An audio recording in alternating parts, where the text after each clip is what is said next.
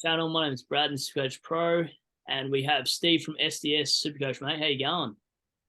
G'day, mate. I'm going all right again. Another big week of Supercoach, more carnage along the week. And yeah, I think this will be the one and only jump on, jump off episode with uh, knowing the teams.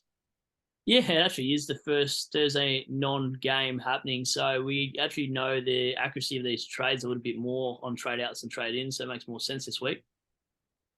Um, Easy. yeah, do you want to start off us with the number one traded out player this week being Took Miller? I don't think we need to talk much about this bloke. I think he's clearly a must trade if you got him, and especially if you got him in last week. That's just super stiff. I feel for anyone that got Tuke Miller, but hopefully you got a nice plan sorted out to. I don't know whether if you want to change it into two value premiums or I don't know, even go an Oliver or Merritt or whatever. So as long as you got a plan in place for Tuke, make sure you do because yeah, he's clearly a must trade. What do you reckon, Brad? Yeah, it's a definite trade for me. I actually like the value as well. Maybe if you can go down, grab a Will Day sort of thing and bang the other 140k to go up elsewhere is probably ideal. So yeah, agree on that. You have to trade Took out, so that's a no-brainer. Wilmot's the next one. For me personally, I think he's personally trade out, break even 38. Um, I don't know. I feel like he's hit a wall. I watched a lot of that game, and he just spends so much time on the bench, especially every time I check Footy Fan or Footy Wire, whichever one it is. And yeah, like he's gone down. He was originally doing 102, 118, and then the last few weeks in the 80s. Last week was 93, but he just barely gets near it. I don't know why that game he didn't get much of it. But yeah, for me, I just think he's capped, and he's probably one of the rookies we need to get rid of this week. What do you think of Wilmot, mate? Yeah, I was kind of more on the fence of I was kind of on the fence a bit, but when you think about it more, just the amount of time he's playing on the wing now, where it's really tough for him to score, and also more time on the bench. So I think Wilmot is a trade because I know they got an easy fixture this week, but if he's playing on the wing, that's no good. So I think that role. I mean, he was spending a little bit of time on the wing, but now it's just gotten a bit ridiculous. So I think he is a trade if he is your avenue to a premium. Yeah, agreed, mate. And McKenna is the next one. I had a look at this before actually, off air, and wondering where his points have been going. And obviously, it correlates with Rich coming into the side. So up until round four, Rich wasn't playing. So these scores are all here. He was averaging 78 without Rich, and it's all based on kick-ins. So here we go. The first four games for McKenna, he's getting kick-outs, kick-outs, kick-outs. Then Rich comes back, takes 2 and 5, and that's where you see McKenna's drop-off is where he's losing his 20 points per week. So for me, that screams get him out purely not based on my Supercoach side, but based on yeah, his scoring is highly affected with the kick out. So I think he's going to start scoring 50s more often than not.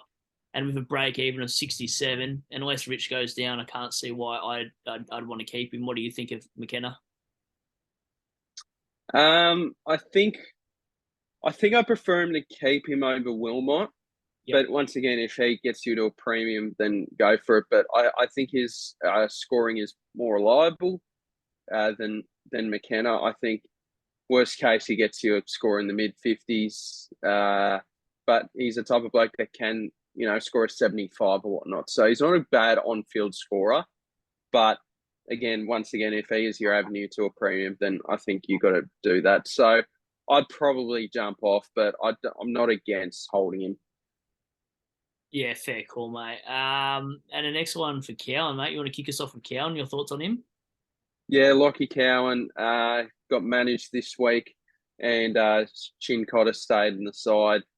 Hasn't really been a great rookie for us at the end of the day. I think he's roughly made like 83k or no, yeah, about 83k, something like that. So if you didn't go Cowan, I think that's probably a good decision because he really hasn't been the greatest rookie. I mean, he's had decent job security up until this point, but with Carlton sort of struggling, I struggle to think when he's going to come back into the side, and I think he's just going to stay at 204,000. So I think he's a trade. I prefer him to.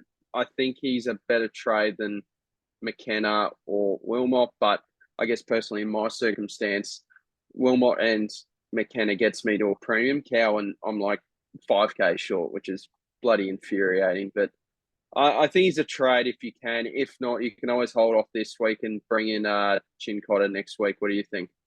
Yeah, I think it's time to move on. That's a so I never do puns. I just look so bad. Yeah, no, I'll throw myself off. I'm getting rid of him, mate. The same sort of thing. I think I beat West Coast this week, so I can't see a reason how he gets back into that side unless there's an injury down back again. So, yeah, for me, it's pretty simple. You just trade him out. At least he made you 87K, and you're done with him. And yeah, I think you can probably go early on some other guys for a cow, and especially if you need players. Like there's so many rookies out this week that you might just have to get rid of them so you got points on field. They'll have to moo him in the VFL. They will. Gotta love Carlton supporters though, because they actually like even when Sard kicks the ball, they make this sound. I've just forgotten what they do with that as well. So they're pretty passionate, those guys. So I love it when they go wolf, 15-meter backwards kick. Yeah, no, they love it. So no, I love you, Carlton supporters. Love you. They're a bit nuts and they're all Italian and whatnot, but we won't go there. Yeah, probably not. It's all right. Horn Francis, interesting one. I think if you're moving him on, you're doing well because we have a look at his scoring. He's got a couple 40s in there, I'm pretty sure, and that's probably why people moving on for last week. But I just think you need to get your rookies off field before trading out mid prices, unless you're going to a Cogs, Rosie, Taranto type thing and going up. But I can't see any reason why you'd go down. I mean, he's still averaging 81 for 400K. His next few aren't too bad. He's got St Kilda, which are playing well, but then he's got Essendon, North Melbourne. So maybe it is a tough fixture, but I just don't understand why you'd get rid of him. I'd personally hold. Steve, what do you think of Horn Francis? I'll jump off. I disagree with that. Break even of 99. Yep. It's not like a setter field where he can consistently get you around 75 to 90 at this point in time. This bloke can drop a stinker. And I think there's a chance he's slowing up a bit. I know it's only one bad score, but 45 against West Coast at home, like I think it's a jump off. Break even of 99.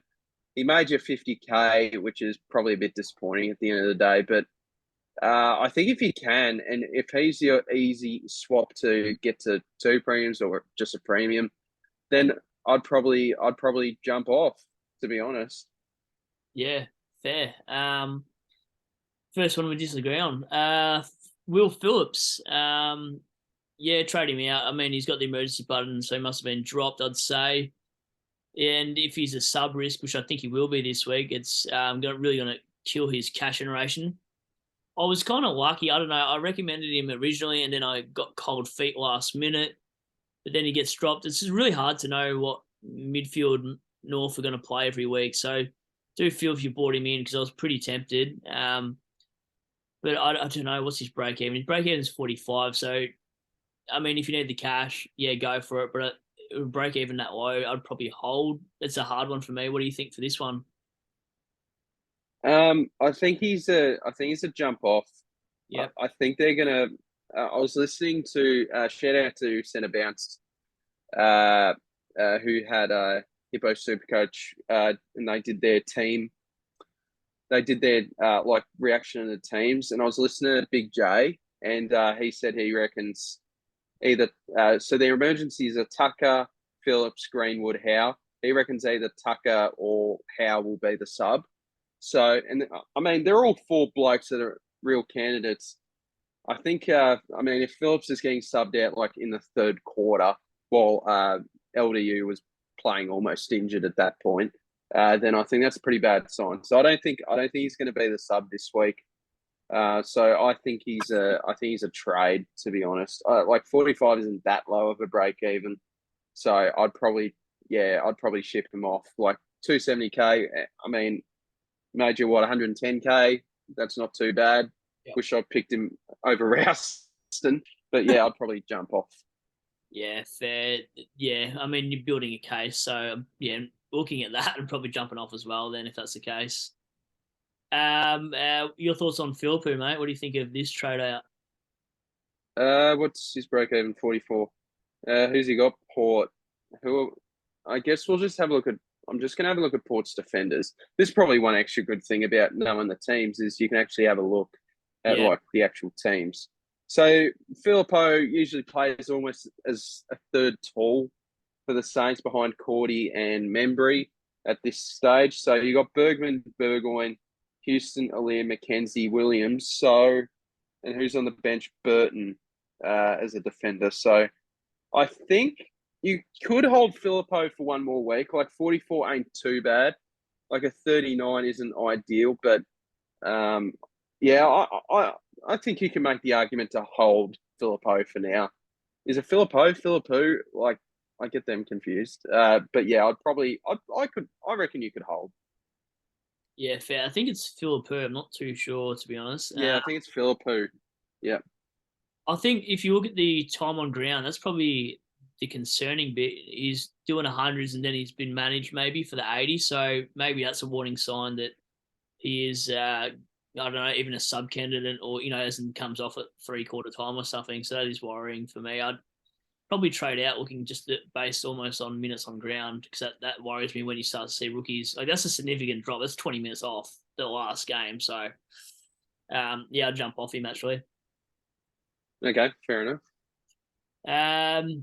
Gimby, this is interesting. I think it was time to move off a fortnight ago when he was at his peak, but now at break even at 53. I'm personally keeping him. He's been named in the follower. We're just having a look on the AFL up there. He's in half the sides too, and I think he's probably one of the better rookies that can score well. So I'm holding on to him personally. He's got Carlton, who aren't travelling too great, and he's got Carlton at home as well. It's hard to get a gauge how well he scores at home because he's got 76, 104, and 40, so he could really do anything in this game. And we're also obviously going to be concerned about does he get subbed off in 3/4 time, but just I feel like West Coast always get injuries during their games anyway, generally. So I feel like I'm going to have to field him. So for me, it's a keep with his break even being that low. What are your thoughts, Steve, on Gimby? Um, I think I think if you didn't get rid of him last week, I'm agreeing with you. I think you just keep him. To be honest, like 53 is not a bad break even at home. Yeah. Especially if like due to all the injuries, Ginby can certainly get that and have a little spike game to refresh that cash gen. So I'd hold Ginby. Yeah. More Gimby. pressing issues than him. Yeah. And take us Oh, Cam McKenzie, mate, Hawks boy. trade. Um, yeah, he's slowed up a bit the past few weeks. He probably needs a couple of weeks in the twos just to regain a bit of confidence and just remember what a football looks like in his hands. So he was a sub in round 5. Round 6 didn't really get a super look at it. Yeah, I think it's time to trade McKenzie. If you didn't get rid of him last week, then yeah, this week definitely get rid of him. Yeah, I agree. I think I traded him out after that sub game at 263. So Same. yeah, it was a good move. Oh, this is going to be controversial. For Gorn, sorry, not Gorn, Grundy. 132 break even. He's got Gorn back in the side. I think Gorn plays a lot forward. Oh, if I could get to English, I didn't have him, or if I could get to Sean Darcy, who I stupidly traded out, I'd probably get rid of Grundy now. He's made you 81K, I think. And yeah, he's got a second ruckman in the side. So uh, what has he got? So it's significantly dropped. Like he's losing 40 points just based on the ruck split there. If we have a look at CBAs, maybe that might give us something as well. I should have looked this before. What was he doing? So going back in the side, Gorn was rucking 52. Is that right, Steve? 52, and then where is Grundy? 48. That makes sense. That's 100%. Yep. So the split's too much of an even. I was looking at like 70, 79. I was looking at track, and I'm like, how do you have 130% hit out? Like, what is going on here? I'm cooked. Yeah, For me, I'd be When aren't trapped. you? Oh wow. No, is it? No, no, I didn't know what I said there. Um, so with Brody Grundy, yes, sorry there, mate. I think Brody Grundy. This is bloody tough because I guess one way you could look at it is Melbourne's got a 5-day break. Don't you reckon Gawn's going to spend a bit of time forward? It's against North Melbourne. Like, do they really need to be going full guns blazing against the almighty North Melbourne? So I think, mm, I think if he gets to English, I think you do it. And if you don't have any other pressing issues, I think do it because English is just by far and away the best scorer besides Dacos in Supercoach. So if you can get to English, then because English is 41% owned, and if you don't have him, I think you're certainly missing out a little bit there. I think he's a guy you could trade out. But if you can't get to English, then probably just hold, to be honest. Yeah, that's fair enough. I just think Goldstein's a good ruckman too, so I just can't see why. I mean, we're probably getting rookies off field. For me, he's made you 81K. You're lucky to even get that out of it. I was hoping, Grundy owners wouldn't get 150K, or else I would have been so mad because I had the option of doing that too. And he only made Yeah. 80K, but I just feel like if it keeps going, what's he projected? He's projected for a 108, so he loses 11K, which isn't much. But then his break even after that goes to, what's his break even there? 146. I mean, 12. What is that? 11K loss if he scores a 108. Yeah. But I don't think he'll get close to 108. And then the week after, he's got Wits. So he's got Goldstein and Wits. They're pretty good ruckmen. I just think he goes back down to 550 in 2 weeks. Fair enough. Fair enough. I don't know. I'm gonna jump off. So what was your answer anyway in the end to that Grundy combo? Jump off if you can get to English. Yeah, If not, I think hold for one more week. yeah. All right, no, that makes more sense because I almost got lost what was happening with that one. No, that's all right, mate. Been up for a long day. I did a 9 hour day, and it's too many hours for me. Yeah, I'm knackered, mate. And not to mention, I did Muay Thai after that, and then did sauna and ice baths. I am cooked. Gee whiz, love it. Oh mate, I'm stuffed. So Mitchell, mate, you know more about any of these Hawthorn guys than what I'll ever know. So, what are your thoughts on bringing this bloke in this week, mate? I think I think Mitchell should hold on the side if he keeps playing well. I Yeah, think you have to get him now because, like, I mean, you're not just going to pass up on a negative 75 break even bloke uh, just based on what if he has a bad game, he might get dropped. So I think he's a must have, Mitchell. I think Hawthorn dropped like 4 blokes and he was one to survive. So I think that really helps. I think Scrimshaw, who's probably going to be the sub again, would be my guess. I think he's playing injured this year. So if Mitchell can just keep up playing good footy, playing off that half back, gets a little bit of the pill, doesn't really make too many mistakes. He seems pretty composed at the level, actually. I won't lie. I remember I thought this time 6 months ago this bloke wouldn't make it at AFL level, but he certainly proved me wrong, and he's doing very, very nicely. Yeah, for me, he's a must trade. yeah, I wholly agree on this one. So Yeah, jump on.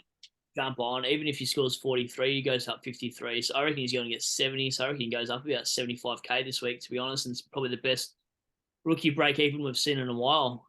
So yeah, jump on. And he's got forward defender switch. So if you got Cheezel and Zeeble, you can muck around with them during the buys or something if you needed to. That's beautiful. Yeah, Chikota. I think most of us are thinking they go early on him just based on his role with Sard and Doherty being named in that same side and Cowan be dropped. This bloke's been averaging 30-something touches in the VFL. So I feel like even if he gets dropped 1 week, he'll be back the next week regardless. So he had 24 touches, 18 of them handballs. if he kicked it a bit more, like we're talking off air, he probably scores a lot higher. And I just think his job security for a one gamer is probably the best job security for a one gamer we've personally seen. Maybe Carlton supporters can leave a comment on this segment and let us know what they think. But he's owned by a lot of competition already. And 67 on Marvel, only one game sample size, but I reckon he's a jump on even as early. It's probably the first time I recommend it. What are you thinking? I think Chin Cotter. I'd probably hold ideally. Um, I think I still prefer Sturt over going Chin Cotter a week early, but I know everyone's in different positions. So I think ideally because you've got Angwin next week and Simpson. Yep. So if you go Chin Cotter this week, I guess you're sort of banking on them to present themselves as options. So I think Chin Cotter ideally is just a hold or just hold off for one more week and then definitely bring him in next week. He'll be another must-have next week. So, yeah, I wouldn't jump on just yet. Yeah, fair enough. I just got the 9-minute warning on screen, by the way. Oh, gee, we've got a few blokes to go. Let's speed through this. Yeah, all right. Will Day, mate, you kick us off being the Hawks man. What do you think of bringing him in? Yeah, I think Will Day is certainly a player where we're looking for value this week in terms of our premiums, and Will Day certainly presents that value. Even if he scores 180, he makes 42K. So I think I think he's a jump on. If you're looking for a defender, if you're looking for value, if you're looking for just another rookie off the field, and he's an easy swap, go for it. I think it's jump on. Yeah, I'm the same. He's even got a 101 average with that 60 in his score. So the ball will be in the midfield a lot because there'll be so many centre bounces that you guys concede goals against, like Richmond at the moment. So I'm sure we get plenty of plenty of the pill in the middle. So I'm a jump on too. Like you said, I think it's value week this week because we don't have a lot of those rookies being cash price up to that 350 mark or 400 mark yet. So I think it is value week. Yep. Bontempelli, for me, is definitely a jump on if you don't already have him. Break even's 50. He's going to make you 40K. Not that you're going to sell Bont, but he is coming off a 182. I think this is the thing I was talking about with any of these players is they have a hot month, but people get worried into it and want to pay top dollar for these guys. And then you see what Dawson did last week and produced a 78. So you can jump on, but I'd rather a player that's 500K that's scoring roughly the same. Like I jumped on Cogs last week for 486.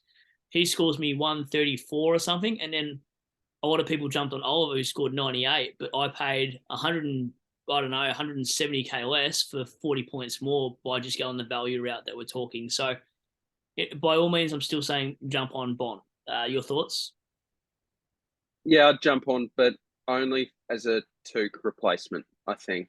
Yeah. And just wait for him to drop down because he can have stretches where he scores 198, 104, that sort of thing. Yep. No, agreed, mate. And that is the perfect segue for Cogs. Yeah, I think he's jump on. I've owned him last year. I don't care about his fixture. Like any player you bring in now, you've got 15, 16 rounds to play, so you're going to play everyone at least once more anyway. So it doesn't matter who you bring in at this stage. It's not like it's the last 8 rounds. So for me, he's a jump on, regardless of Perryman or all these others returning like Green. He still had the disposals, even though he had 58 and 71 there. He was still getting 30 touches. It's just about his ball use, and I just think with those mids back there, I just don't think he will be tagged anytime soon. And how bad the Giants are doing. So, what are your thoughts on Cogs for what is he worth? $4.99. Yeah, yeah, I'd jump on. I think if you're looking for a forward or a midfielder this week that can fill into the midfield spot, I think you go Canelio. I think he's just got too good of a ceiling to be at that price. So I can't get him in this week, which I'm a bit disappointed about, but I'll certainly be trying to target him next week at 520K, which I still think is a very nice price. So I think, yeah, he's a jump on. Yeah. We'll skip Wagner because he's been omitted to the side. Yeah, if you brought Wagner in, just reset your plans. He's not playing, or he could be the sub. Yeah. What are your thoughts on Walsh then? Ooh, I like it. I like it. Would I jump on? It'd be a very nice pod. Mm. As long as Carlton keep playing. Yeah, sorry, sound hungry. If they keep if they keep playing in the CBAs, then I think he'd go for it. So, uh, yeah, I don't. Yeah, I'd jump on if you want to. If you're feeling a bit of Sam Walsh, and go for it. Yeah, yeah. No, if you're feeling a bit of Sam Walsh, jump on. You know you're tired, but you can get some shit like Why that. is that funny? I don't You. know. Honestly, I just hit a wall, man. Uh, You're on Caleb Sarong from the Fremantle Dockers. He's a midfielder. yeah, mate, I'm gonna jump on. I'm actually hot in this pick. Weirdly enough, I was looking for a good game against good midfielders. So the 146 didn't surprise me against Gold Coast midfielder. 146 against West Coast didn't surprise me. Because all these others, 100 against Adelaide worried me off. North 100, and then St Kilda 70. So it wasn't too hot. But seeing a 130 against dog midfielders and midfielders against the dogs really hard to score against. So I'm actually sold now on him. So and Brayshaw's playing injured, they reckon. So hence the CBA increase in Sarong. I think it's up like by 20%, mate. So I'm gonna jump on, but I think this is the same old deal we're talking about. Is took replacements, mate. So what do you think of Sarong? He's real. Jump on. I think he's outdoing Brayshaw by a fair bit. So I think he's the number one guy from Freo if you want a Freo mid. So yeah, I'll jump on. I think he's top 10. Yeah, all right, done. And Zeebel's the second to last player. What do you think of Zeeble this week? Jump on. Yeah. If you don't have Zeeble, jump on because I think he's a very valuable option at in the forward line. And if you can't quite get to Cogs in two trades and you can with Zeeble, then I think that's perfectly fine. So I'd jump on Zeeble. What do you think? Yeah, I'd jump on Zeeble too. It sounds so stupid because I just overthought the contents of that situation. 106 and 111 in the last two games. He gets the kickouts even with Aaron Hall back there. I've lost it, man. And He's lost his marbles. I don't know what's going on. I've never seen you act like this before. I've had a big day. I'm just absolutely dead. And he's got a break even of 51. So he goes up 27K. But at this price, he's a keeper. So, yeah, I don't Yeah, know. jump on. Yeah, jump on. He was at 356. So I'm glad I jumped on him early. We've got 2 minutes 30 and one more player. So Sam Sturt, I think he's a jump on because, like we were saying before, he's probably one of the only cash cows on the bubble this week. Break even minus 28. Job security is good. Bad fixture though. Yeah, so he's probably a jump on. What are your thoughts on Sturt, mate? Yeah, I think Sturt's a jump on. He's probably the second option behind. If you know second downgrade option, you go with Sturt. Hopefully, you don't have too many forward rookies in that spot. So if you can fit him in, I'll definitely. If you're looking for a bit of an extra cash injection, then I think Sturt's fine. A lot of Freo players down forward are injured, so I think his job security is pretty good. So I'd jump on. Jump on. All right, done. That's the segment. We've got 2 minutes left. Do you want to do the tips? Who are you going out? We might have to put them. We might have to put them in the comments. Do you reckon? You can do it quickly if you want. Got 1 minute 44. All right, speed run. All right. Sport. I'm going Port. Oh, sorry, going St Kilda. Yep, same. Lions and Fred. Brisbane. Yeah, I've got Brisbane. Yep. Sydney. Sydney as well against Giants. Yep. Dogs. Yep. Same against Hawks. Yep. Melbourne. Yep. Carlton. Oh, definitely against West Coast. Yep. Oh, I'm going Geelong. Yeah, I'm going the Cats as well. Richmond. I'm going the Tigers at Marvel. I reckon no took means will be fine. Yep. And Collingwood. Oh, yeah, I think Pies because Laird might miss. So, yeah, that is this segment. Thanks for coming on board, Steve. Appreciate your time. No worries, mate. Good to be on the channel. Make sure you like and subscribe on Brad's channel. And leave a comment down below. We'll answer all questions. Yeah, done. Thanks, mate. Enjoy your night, and I'll leave it there. Cheers. Cheers, mate. Have a good one. You too.